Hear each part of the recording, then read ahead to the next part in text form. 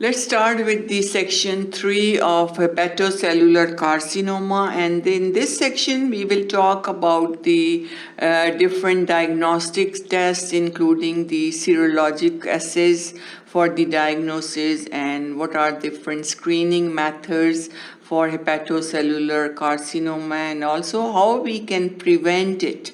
Prevention, what are the different steps we can do or follow to prevent the hepatocellular carcinoma. Serologic assays like AFP L3 assay, alpha fetoprotein L3 assays are done. Then we do the DCP, which is des gamma carboxyl prothrombin assay. This is done des gamma carboxyl prothrombin assay. PT and PTT levels, prothrombin and partial thromboplastin time can be assessed. And then liver function test, in which we do the levels of albumin and alkaline phosphatase levels are also performed. So these are different serological tests or serological assays for the diagnosis of hepatic functioning. Quantitative measurement of hepatitis B virus DNA or hepatitis C virus RNA, because hepatitis B and hepatitis C can cause destruction of the liver and cause cirrhosis of the liver and then hepatocellular carcinoma. Pathologic diagnosis. Core liver biopsy. Liver biopsy is performed in which the tissue is removed from the liver and is examined, and biopsies to find out if there is a carcinoma present or not. Fine needle aspiration is also used for the diagnosis. Laparoscopic approaches, in which the liver is visualized directly with the help of the laparoscope to look for the changes of the liver, how much liver is involved, and whether it's nodular, smooth, and what's the level of involvement of the liver. Bleeding risk are there if there is hypervascular tumors. Thrombocytopenia. We mentioned that paraneoplastic syndromes of the hepatocellular carcinoma is associated with thrombocytopenia, and thrombocytopenia is decreased level of the platelets. You see there are three types of blood cells. We have red blood cells, then we have white blood cells, and these are the platelets. And platelets are the cells which are responsible for the clotting of the blood and to stop the bleeding if it occurs. So if there is low level of platelets, which is thrombocytopenia, then there is more tendency to bleed.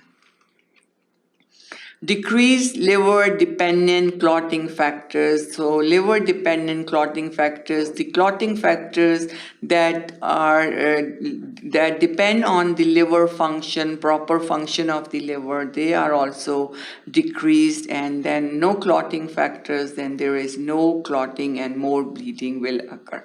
So these are all the factors that can lead to increased bleeding.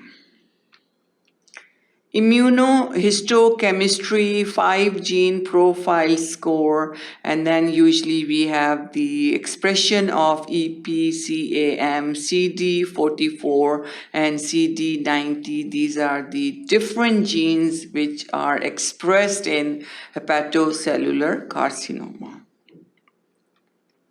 Screening detects smaller tumors curable by ablation. So routine screening is important, because if the regular screening is performed, it's possible that the tumors are diagnosed early, and the early recognition of the tumors have better prognosis and better survival. enhance survival, tumors not diagnosed by surveillance. So it's important that we should do the screening. Ultrasound is more sensitive for the screening.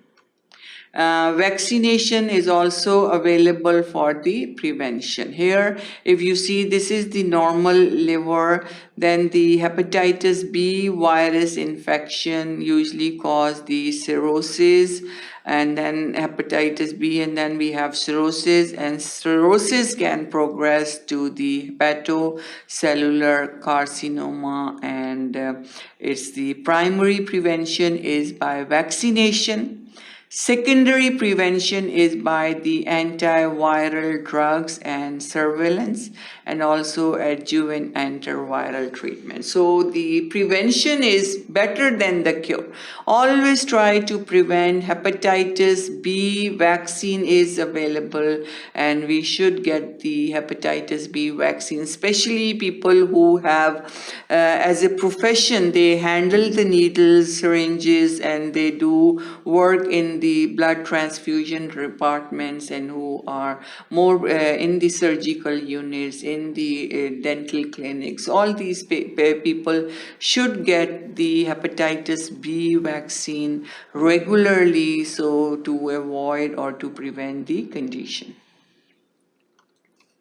Gamma glutamyl transpeptidase detection. So all these are different screening methods for the prevention. Prevention is the refrigerate the foodstuffs. This avoid aflatoxin contamination. So refrigeration, don't eat the food which is not properly refrigerated and which is not fresh, and refrigerate the food to prevent the contamination by aflatoxin, which can cause the hepatocellular carcinoma. Conducting surveillance program, neonatal hepatitis B vaccination, nucleoside analog based chemo prevention, and also hepatitis C virus therapies.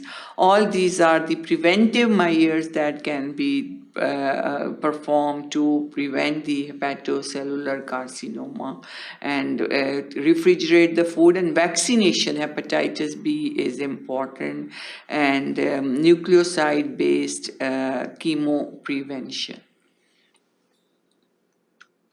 So this was all about section 3. Thank you for watching sqadia.com.